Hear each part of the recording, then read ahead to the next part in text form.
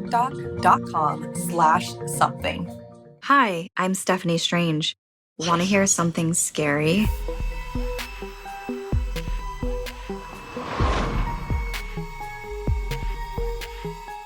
Sometimes memories are so far in the past, it's difficult to recall all the exact details of the moment. But when something is so traumatic, it always feels as if the atrocity happened just yesterday. Emmy was overjoyed that her grandmother Setsuko agreed to spend time out with her. Given that her grandmother rarely went out, being nearly 100 and tired from a challenging life, it was a big deal. Her grandmother had always been a serious and dedicated woman. Emmy deeply valued these joyful, relaxing moments with her grandmother, especially considering her age and the uncertainty of time she had left with her. Emmy held her grandmother's hand, leading her to the candy store for treats. But as they approached the entrance of the sweet shop, Setsuko froze like she had seen a ghost. She was standing face to face with something that stood outside of the shop, something that was seen in many candy stores across all of Japan, the wooden statue of Peko-chan. Setsuko was panting heavily and clutching her heart with wide eyes. Emmy didn't know what to do. She had led her to a nearby bench where she could sit down. "What's wrong?" Emmy asked. Setsuko took a breath and in a choked whisper told Emmy that she knew that girl.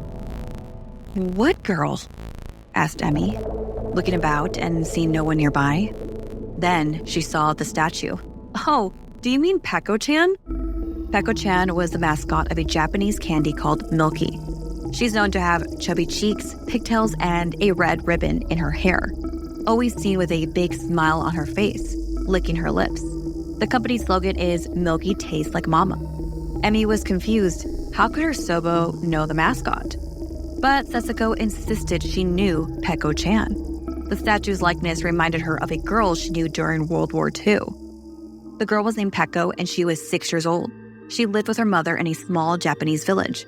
During the war, there was a tremendous food shortage, leading people to starve and look for food. Peko and her mother had to drink muddy water just to stay alive. They chewed on grass and the roots of trees as a desperate attempt at keeping their hunger at bay. Finally, Peko's mother couldn't bear to see her daughter suffering any longer, and so she took a knife, cut off her own arm, and offered it to Peko to eat, not telling her what it was. And as Peko ate, she realized she had never tasted anything so good in her life. When she discovered where the meat had come from, she was sick with disgust. But then she remembered the flavor. She couldn't forget the sweet taste of her mother's flesh. When her mother became too weak and vulnerable to defend herself, Peko, overcome by the primal instincts within, proceeded to inflict fatal injuries upon her and subsequently consume the entirety of her mom's body. Addicted to the taste of human flesh, Peko continued her life as a cannibal. "It's just sickening," Setsuko said. "The way they have her licking her lips. It's like the way she licked her mother's blood off her rosy red cheeks." Rearrange the sounds of the word milky, and it becomes "kill me." She continued. Those were Peko's mother's final words, begging her daughter to take her pain away. Emmy started observing the candy in the shop window. She realized the slogan of the company, when translated from Japanese, is "Milky tastes like mama." Emmy had another horrifying thought. "What about Peko-chan?" she nervously asked, instantly regretting the question the moment it slipped from her lips. Her voice filled with a combination of curiosity and apprehension. She couldn't help but wonder what the response would be and how it might shape their conversation. It's important to note, the candy company also has another mascot named Peko-chan. This time, it's a young, smiling boy who always wears a blue hat. He is said to be Peko-chan's boyfriend. Setsuko shook her head sadly. Peko was a 7-year-old boy who lived in Peko's neighborhood. After devouring her mother, Peko was still hungry.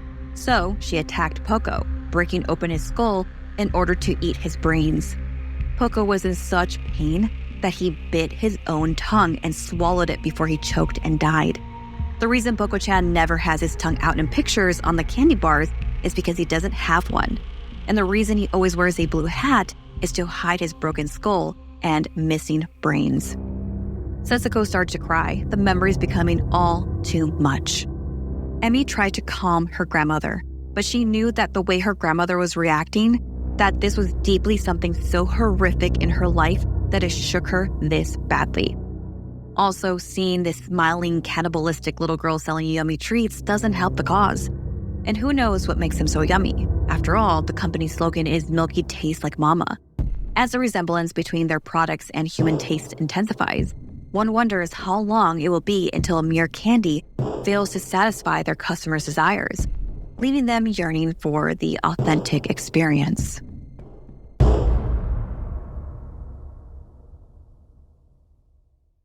This episode is sponsored by Better